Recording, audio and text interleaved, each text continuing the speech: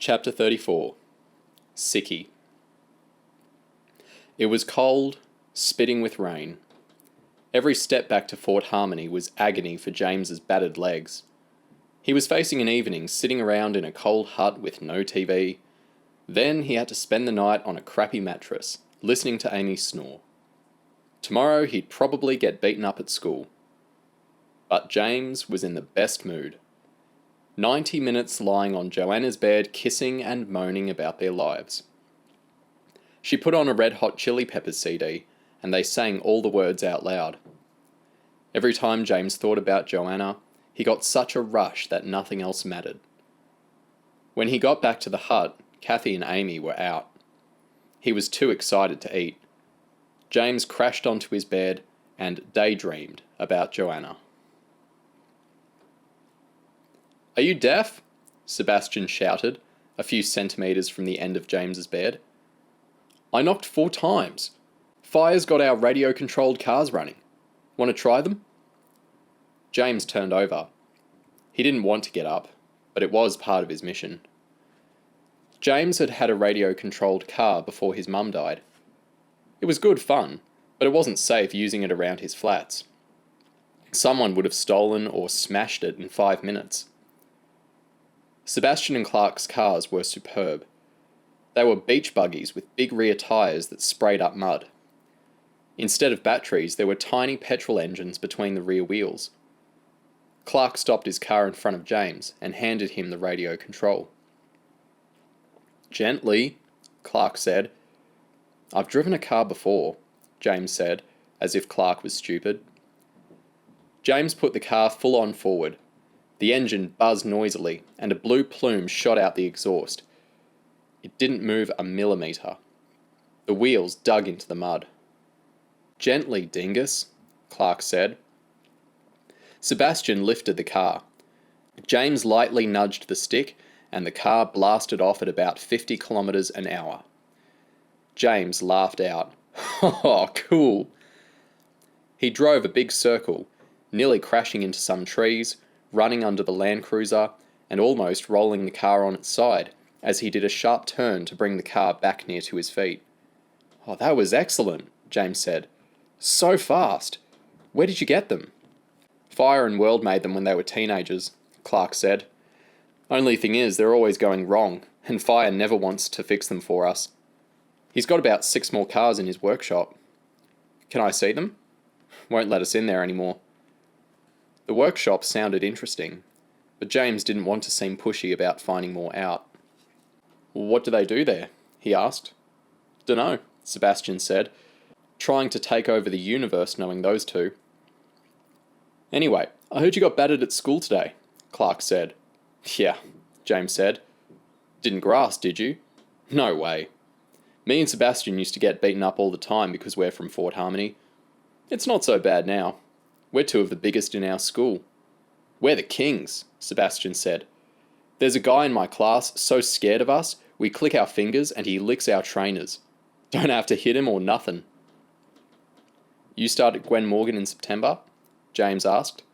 "Both of us do," Clark said. "There's only a 10-month age gap between us." "At least you can back each other up."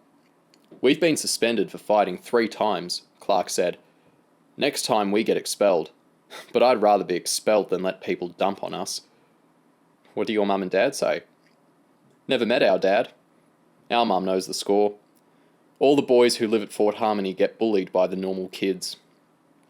"What did you think of us at first?" Sebastian asked. James laughed. "Not much. You weren't exactly friendly. If you got treated like you were today, every single day since you were 5 years old, you wouldn't be friendly either." "What should I do?" James asked. "You were right not to grass," Clark said. "If you're a snitch, the whole school will be against you. Never give in. Never grovel or beg. It only encourages them. For a tough kid like you, Ross, best thing to do is get one of the leaders on his own and massacre him." "Oh, they'll kill me if I do that," James said. "There's a big choice of targets," Clark said. "A gang will think twice before picking on a kid who can get them back when they're on their own." "I don't want to get in trouble," James said. "I got expelled from my last school." Sebastian laughed. Well, better get used to having someone standing on your nuts then. After eating in the main hut, James lay on his bed again. Amy was furious when she got out of work and saw the state he was in. "I'll go down to that school and kick their butts myself," Amy screamed. "Nobody does that to my baby brother." "I can handle it," James said. "You can't handle it. Why didn't you tell the school who did it?" "I'm not a grass," James said. "Grasses are lower than kids who wet their pants." "I think you should go to a hospital. You might have concussion," Amy said. "I can't have concussion. I didn't get kicked in the head," James lied. "Can we talk about something more important?" "What's more important than you coming home looking like a bus ran over you?" "Have you seen Fire and World's workshop?" James asked. "I've seen their hut. You certainly couldn't call it a workshop." "Sebastian said they've got a workshop. Him and Clark aren't allowed in it anymore. Sounds like the sort of place we should be checking out." "Did you ask where it was?" "No. I'll try and find out." "I'll see if I can wrangle something out of Scargill," Amy said. "I bet it's one of those huts that looks like it's been abandoned." James sat in the Land Cruiser and phoned his daily report to Hewitt. He left out how much of a crush he had on Joanna. "Does it matter if I get in trouble at school?" James asked. "Like how?" Hewitt asked. "If I get suspended. I figured it might even be good for the mission, because I'd get to spend more time snooping around here." Hewitt laughed. "And by lucky coincidence you get out of school for a few days." "That hadn't even crossed my mind," James said, but gave himself away by laughing. "I suppose it wouldn't be much of a problem, but you're not above the law just because you're on a mission, so don't go burning down the school or anything." 7 a.m. Tuesday, James's travel alarm went off for school. He turned it off and pulled the covers over his head. "You'll miss the bus if you don't get a move on," Amy said. "Not going," James said. "My back's stiff. I can hardly move." "You were shooting stuff with Sebastian and Clark until nearly midnight. You seemed all right then." "Must have tightened up in the night," James said. Amy laughed. "Pull the other one. It's got bells on." James lay in until 10, deliberately staying under the covers until after Amy got up for work. Kathy was in a good mood. She sent James out to collect eggs from the chicken coop and made omelettes with mushrooms and bacon. James read the first few chapters of No Logo, in case Bungle asked him any questions about it, then went for a walk. Joshua Dunn was in the main hut preparing a mountain of vegetables. Gladys Dunn was there as well, reading the morning paper. "Can I look at the sports?" James asked. She handed him the paper. "Rough time at school, I hear," Gladys said. "Yeah. Not a good place for young boys here," Gladys said. "All my grandsons are a funny lot. Get bullied at school, take it out on the local wildlife, or hide inside books." James smiled. "Oh, they're not so bad." "You've brought it home to me, Ross. One day and you're beaten up. You don't even look or dress like the other kids here. Boys are so cruel." "What can you do?" James asked. "We had a school here once. Parents took it in turns to teach the kids. All turned into squabbling about who taught the lessons. Everyone here has been really nice to me," James said. "But I don't understand why people want to live here." Gladys wagged her finger. "You put your finger on a question I've been asking myself lately. At first, Fort Harmony was about freedom and some young people having fun. When the police tried to destroy us, we sent out a signal that a bunch of nobodies could stand up against the government and win. But what are we now? A trendy campsite for backpackers. Half the people who live here clean and cook for rich businessmen in that bloody conference centre." James was a bit stunned. "So why stay?" "Can you keep a secret, Ross?" Gladys asked. "I guess." "My second book comes out in September. It should earn me enough to buy a house somewhere warm. I'll take Joshua. The others can fight over Fort Harmony." "I read your first book," James said. "It was interesting." Gladys looked surprised. "I didn't have you pegged for a bookworm, Ross."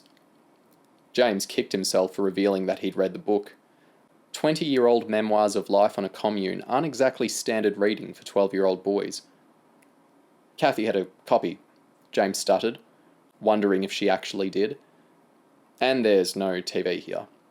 "Thank goodness," Gladys smiled. "I like the bit where you were all hiding from police in the tunnels, and you were trying to keep the kids quiet. Must have been scary. I should have never taken my boys underground. Joshua was the brightest one. Now he's happy spending 4 hours a day peeling vegetables." "I suppose the tunnels are all gone?" James said. "There's bits and pieces left. I wouldn't try playing in them, Ross. Not very safe." "Don't worry, I wouldn't go into them. It's just that I've not seen any sign of them." "That's because the camp has moved. We started off at the bottom of the hill down by the road. The main hut was under a metre of water sometimes, so we moved up here where the water drains away." James stuck his head around the door of Bungle's hut. He was sitting around drinking coffee with Fire, World and Scargill. Gregory was racing matchbox cars over his parents' bed. "I just came to say hello," James said. "I'll go away if you're busy." Bungle laughed. You're too polite, Ross. Sit down. You want coffee or tea?" "Tea," James said. James sat on the floor. He assumed Bungle and the Dunns would be having some deep political conversation, but they were debating who was sexier out of Julia Roberts and Jennifer Lopez. Gregory got a picture book and sat on James's leg. "Trains," Gregory said. James opened the book on Gregory's lap. Gregory told him what colour all the trains in the book were, and James pretended to be impressed. Bungle passed out jam rings, and Gregory thought it was great dipping his biscuit in James's mug, especially when the end dropped off into the tea. "I'm taking these guys into town and picking Eleanor up from the village," Bungle said. "Can you keep an eye on Gregory for an hour?" "No worries," James said. "If you have any probs, there's a mobile phone on the table, and there are plenty of adults around. I'm on the speed dial." James was well pleased. Now he could get photos of Bungle's hut and have a rummage around. It made his decision not to go to school look like a masterstroke. Chapter 35. Past. James left Fort Harmony after lunch. He ran a couple of kilometres, checked nobody was around, and waited for Ewart. Ewart drove up in a BMW.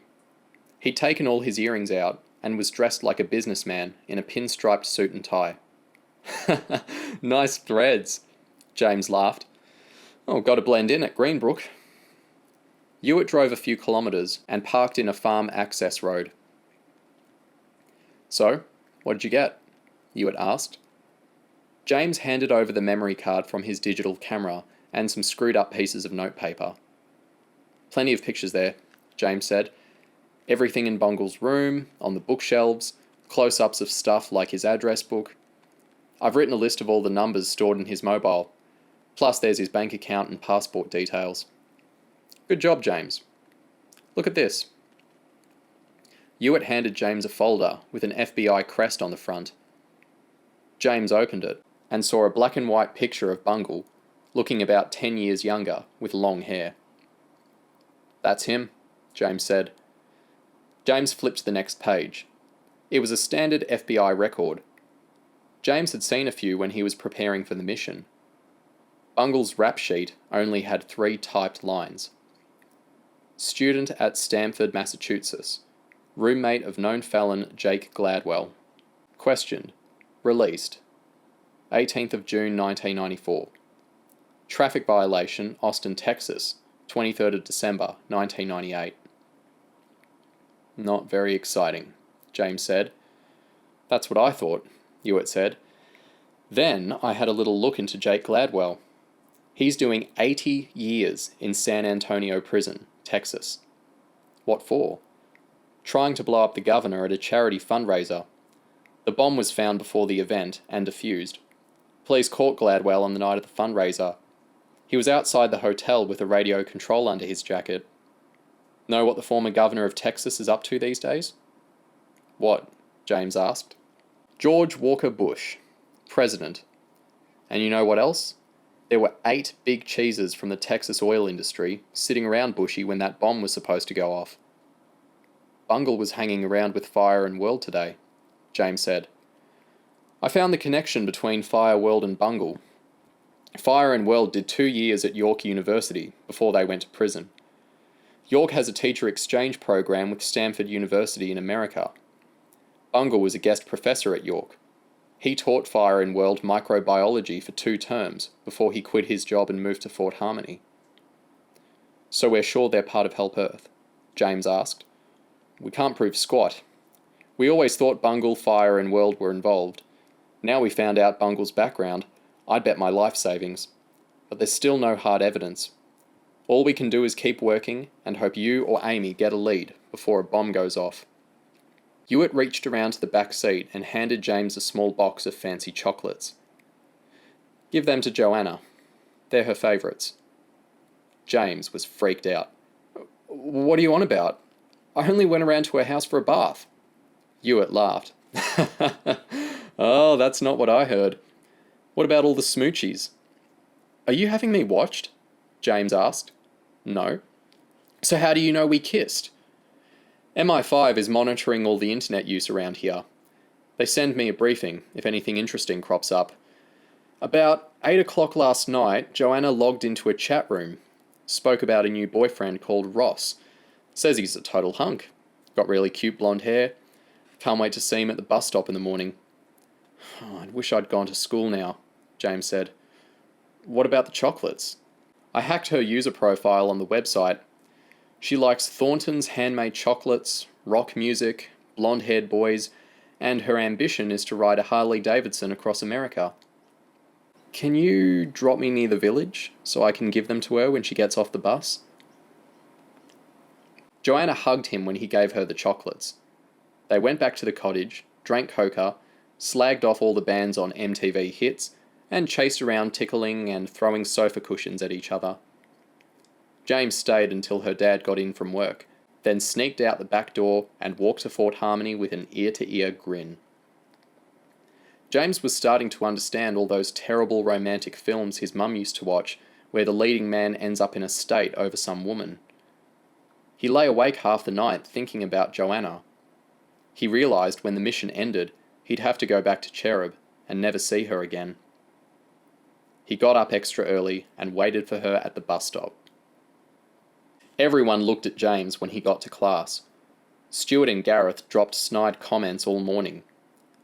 After school, it's round 2, Stuart said, as James stood in the line to get lunch. The last thing James wanted was to miss the bus and lose time with Joanna. What about right here, right now? James said, without all your pals backing you up. If you want to start it, hippie boy, we'll finish it. The kids standing around them in the queue were excited about a punch-up. Normally, James wouldn't start a fight where everyone could see, but he was trying to get suspended, so it didn't matter. James waited while the queue shuffled forward. Chickened out, did you? Gareth asked. James flicked Gareth off. He was waiting until they were level with the baked beans. When they got there, he hit Gareth in the stomach, grabbed him behind the neck, and dipped his face in the beans. Gareth screamed, hot orange sauce burning his face. Stuart whacked James over the head with his lunch tray. James doubled Stuart up with an elbow and followed him with some punches that took him down. Gareth was blind, screaming, and wiping his face with his sweatshirt. James battered Stuart until he was dragged off by a couple of teachers. 200 sets of eyes were on James as the teachers dragged him off, kicking and shouting. Joanna thought James getting suspended was superb. James was lying face down on her bed after a bath. Joanna rubbed his wet hair with a towel. You're so bad, Joanna purred, and you don't even care. She threw the towel on the floor and kissed the back of James's neck. We'll run away to Scotland and get married when we're 16, Joanna said. Then we'll go all over the country robbing banks. We'll live big with all the money we steal. Flash restaurants, big sports cars. You've put a lot of thought into this, James said, grinning. I've only known you for a week. Then you'll get shot by the police in a robbery. You're so full of shit, James giggled. Don't worry, Ross. You'll recover. But you'll have to do 5 hard years in prison. You'll kiss my photo every day. I'll go to America and ride a Harley Davidson across the country. When you get out, you'll be all beefy from lifting weights and have tattoos all over you. When the prison gates open, I'll be waiting on my Harley. We'll kiss, you'll climb on the back, and we'll ride off into the sunset. I'm not so sure about getting shot and going to prison, James said. Why can't you get shot and I'll ride the Harley across America? You want me to be all muscled and covered with tattoos? Joanna asked. James rolled over and kissed Joanna on the cheek. Chapter 36. Mess. Ring Hewitt, Amy said when James got back to the hut. He's pissed at you. James went out to the Land Cruiser and made the call. Hello, James. Nice time with your girlfriend? Hewitt asked. What did I do? James asked. Your headmistress blew her stack over your antics in the canteen. She rang one of your supposed old schools. Luckily, she got the number from the fake file, and the call went through to CHERUB. But if she'd got the school's real number, and they told her they'd never heard of you, it would have made a right mess. Is the headmistress really mad? James asked. I called her back, pretending to be one of your old teachers, and I think I smoothed things over. I said you were mischievous, but basically harmless. You said I was allowed to get suspended. Yes, Hewitt said, but I didn't expect you to dunk a kid's head in a vat of baked beans. He's apparently got a nasty burn on his nose. Sorry, James said, trying not to laugh. Sorry solves nothing, Hewitt shouted. What time did you get back to Fort Harmony? Just now, about 7:30. Have you seen Clark and Sebastian today? No. Why not? You know why. I was with Joanna. The mission is about Sebastian and Clark, not your little girlfriend. I've told Kathy to ground you for getting suspended from school. You can't leave Fort Harmony for a week. But what about Joanna? James asked. Tough, Hewitt said. Focus on your mission. You mess up like this again, and I'll have you back at CHERUB scrubbing toilets on your hands and knees. I've got to see Joanna, please, James begged. Don't wind me up, James. I'm in no mood. There's 2 things for you to keep an eye out for. In your photos of Bungle's shack, there's a white folder with an RKM logo on the side. It's on the bottom of the bookshelf under the window. Try and get a good look at it. It looks like a computer manual, but Bungle doesn't have a computer. It might give us a clue as to what they're up to. Second, look out for a red van. Amy spotted Fire and World getting out of it, but couldn't get the whole number plate. Got all that? Yes, Hewitt, James said miserably. Start using your brain, James. James heard the line go dead. He punched the dashboard, ran back to his bed, and yelled into his pillow. What happened? Amy asked. Leave me alone, James said. It can't be so bad, Ross. You got out of school. He said I can't go down to the village and see Joanna. You know we'll only be here for a few weeks, Amy said. I wouldn't get too fond of her.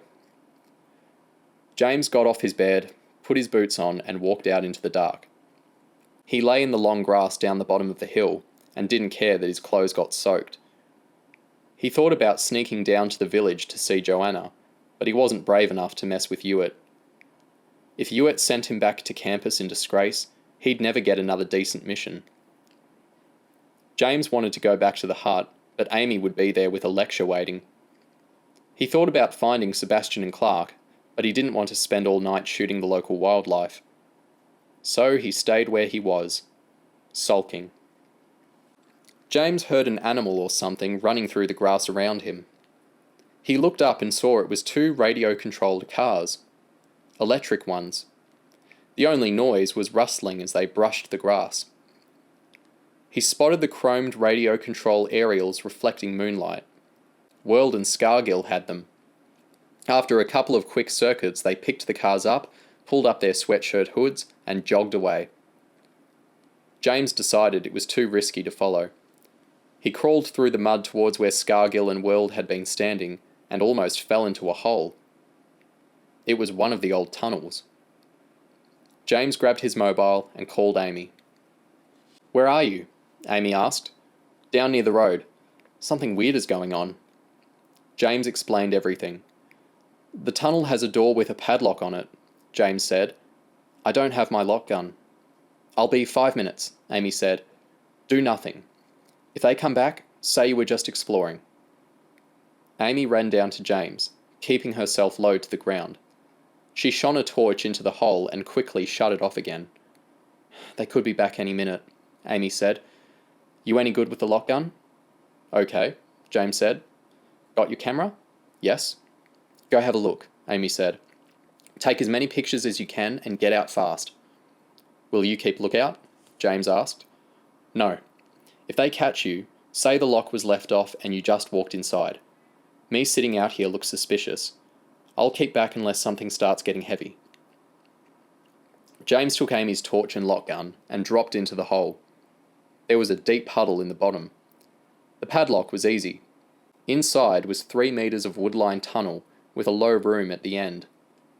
James crawled down and started taking pictures. There wasn't much to see.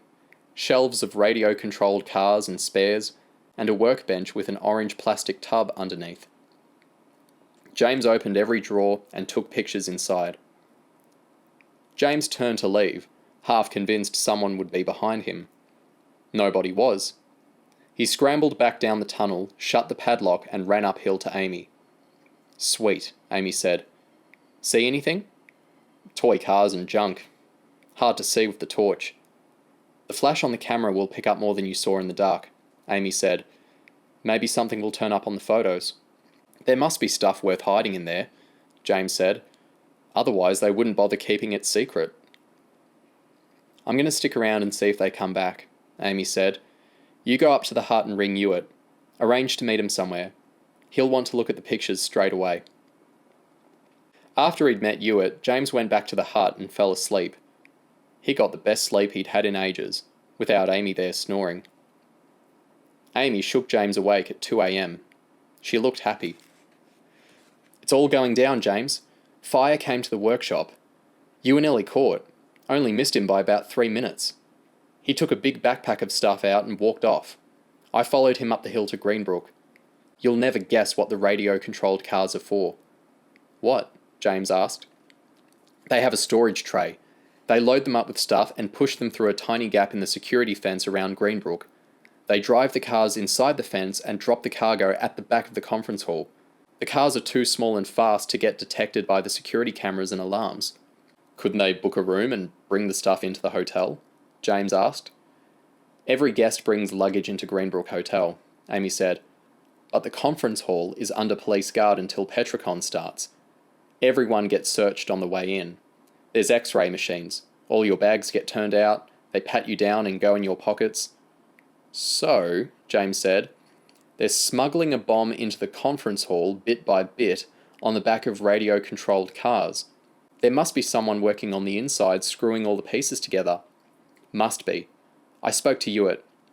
They're sending people down to look at the stuff the cars dropped. They won't take it away. They want to see who comes and picks it up." James laughed. "Oh, they're going to lock those guys up and throw away the key." "Poor Scargill," Amy said. "You don't actually like that freak, do you?" James asked. Amy shrugged. "I feel sorry for him.